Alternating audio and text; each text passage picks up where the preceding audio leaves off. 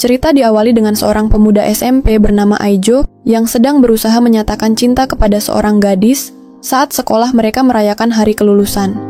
Namun, bukannya diterima, Aijo malah harus menerima kenyataan pahit karena gadis itu mengatakan bahwa dia terlalu memalukan untuk dijadikan pacar. Setelah penolakan tersebut, Aijo menjadi sangat galau dan sedih.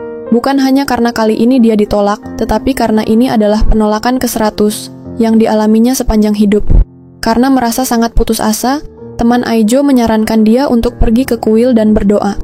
Siapa tahu, di sana dia akan mendapatkan jodoh. Ketika Aijo pergi ke kuil untuk berdoa, tiba-tiba muncul seorang dewa yang tampaknya sudah mendengar semua keluhan Aijo selama ini. Dewa itu mengatakan bahwa Aijo tidak perlu khawatir, karena saat dia masuk SMA nanti, dia akan merasakan cinta sejati. Sang dewa menjelaskan bahwa dia sudah mempersiapkan beberapa jodoh untuk Aijo. Mendengar hal itu, Aijo sangat senang. Akhirnya, setelah ditolak 100 kali, dia akan segera bertemu dengan jodohnya. Bahkan, Aijo mengancam, jika sang dewa berbohong, dia akan menggusur kuil tersebut. Hari pertama Aijo masuk SMA pun tiba. Saat Aijo menuju kelasnya, dia tidak sengaja bertemu dengan dua gadis cantik. Ketika bertatapan mata dengan mereka, Aijo merasakan sebuah sensasi yang belum pernah dia alami sebelumnya. Ajaibnya, kedua gadis tersebut, yang bernama Hana dan Indah, juga langsung tertarik pada Aijo tanpa alasan yang jelas. Suatu hari, kedua gadis tersebut mendengar mitos bahwa jika seseorang menemukan daun semanggi berdaun 4, mereka akan mendapatkan keberuntungan dan jodoh mereka akan semakin dekat. Mendengar hal itu, Hana dan Indah langsung pergi mencari daun semanggi demi Aijo. Saat Aijo bertanya kepada Indah mengapa mereka mencari daun semanggi, Indah hanya bisa salah tingkah karena dia sebenarnya sedang jatuh cinta pada Aijo. Melihat hal itu, Hana tidak mau kalah. Dia tiba-tiba menyatakan bahwa dia ingin berpacaran dengan Aijo saat itu juga. Indah, yang biasanya pemalu, juga menyatakan cinta kepada Aijo. Karena bingung, Aijo kembali pergi ke kuil untuk bertanya kepada sang dewa. Dia bertanya mengapa ada dua gadis yang menjadi jodohnya. Sang dewa menjelaskan bahwa Hana dan Indah hanyalah 2 dari 100 jodoh yang telah ditetapkan untuk Aijo. Sang dewa juga meminta maaf karena saat menciptakan takdir Aijo, dia tidak sengaja menulis jumlah jodohnya sebanyak 100 kali. Sang dewa memperingatkan bahwa jika Aijo menolak salah satu dari mereka, gadis yang ditolak akan meninggal dunia. Akhirnya, untuk menghindari hal buruk, Aijo memutuskan menerima Hana dan Indah sebagai pacarnya secara bersamaan. Keesokan harinya, Aijo pergi ke sekolah bersama kedua pacarnya yang cantik itu. Hana terlihat sangat bahagia, sementara Indah terus salah tingkah setiap kali Aijo memegang tangannya. Saat tiba di sekolah, mereka melihat seorang siswa dikejar oleh wakil kepala sekolah.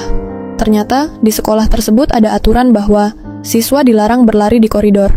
Jika melanggar, wakil kepala sekolah akan mengejar mereka dan memberikan hukuman. Saat makan siang, Hana dan Indah mengajak Aijo ke atap sekolah. Di sana, mereka berdua mencoba membuat Aijo nyaman dengan memberikan makanan.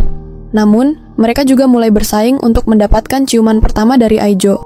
Melihat persaingan tersebut, Aijo merasa tertekan. Dia menawarkan solusi agar semuanya adil, yaitu dengan menutup mata mereka semua. Lalu Aijo mencium Hana dan Indah secara acak. Namun, saat mencoba cara tersebut, Aijo malah tidak sengaja menyentuh sesuatu yang lembut, sehingga suasana menjadi canggung. Akhirnya, mereka memutuskan untuk membatalkan rencana itu. Tiba-tiba, Aijo memutuskan untuk kabur dari mereka. Ternyata, Aijo berencana memberikan ciuman pertamanya kepada wakil kepala sekolah. Ketika Aijo hampir saja dicaplok oleh wakasek di sekolah, tiba-tiba datang Indah dan Hana yang berhasil mengalahkan wakil kepala sekolah tersebut. Akhirnya, Aijo menyadari bahwa dia harus mencari cara untuk bisa mencium Indah dan Hana secara adil. Satu-satunya solusi adalah mereka bertiga melakukan ciuman 3 arah secara bersamaan. Namun, keesokan harinya, saat Aijo sedang berada di perpustakaan untuk mengambil sebuah buku, dia tanpa sengaja bertemu dengan seorang gadis kecil yang sangat cantik. Ketika mereka saling menatap, Aijo kembali merasakan sensasi yang sama seperti saat pertama kali bertemu dengan Indah dan Hana. Dari situ, Aijo menyadari bahwa gadis kecil ini adalah jodoh ketiganya. Gadis itu bernama Shizuka, seorang ketua penjaga perpustakaan yang sangat pemalu. Saat Aijo mencoba mendekatinya, Shizuka hanya bisa diam. Rupanya, Shizuka adalah seorang gadis yang tidak percaya diri untuk berbicara seperti orang lain, sehingga dia lebih memilih berkomunikasi dengan menggunakan tulisan di buku. Karena itu, Aijo harus mencari cara untuk mendekati Shizuka dan mendapatkan hatinya, meskipun Shizuka adalah seseorang yang sulit diajak berbicara. Di rumah, Aijo mulai memikirkan strategi untuk memenangkan hati gadis yang elegan dan manis ini. Setelah berpikir cukup lama, Aijo akhirnya menemukan cara untuk mendekati Shizuka. Keesokan harinya, Aijo kembali mendekati Shizuka di perpustakaan. Dia mulai menunjukkan ketertarikan pada buku-buku yang direkomendasikan oleh Shizuka. Bahkan, dia meminjam buku kedua dari seri yang digunakan Shizuka untuk berkomunikasi selama ini. Shizuka memang terbiasa menggunakan buku untuk berbicara karena dia merasa tidak percaya diri menggunakan suaranya. Namun, menjelang sore hari, saat Shizuka ingin kembali ke perpustakaan, dia tanpa sengaja melihat Aijo sedang duduk bersama Indah dan Hana di belakang sekolah. Melihat pemandangan itu, Shizuka merasa sangat cemburu. Dia berpikir bahwa selama ini Aijo mencoba mendekatinya hanya untuk main-main. Karena ternyata Aijo sudah memiliki dua gadis cantik di sisinya. Shizuka pun teringat kembali pada kenangan pahit masa lalu, di mana dia sering direndahkan oleh teman-temannya karena tidak bisa berbicara seperti orang lain. Saat Shizuka bersedih di perpustakaan, tiba-tiba Aijo datang menghampirinya. Dia membawa buku kedua yang dia pinjam dari Shizuka untuk dikembalikan.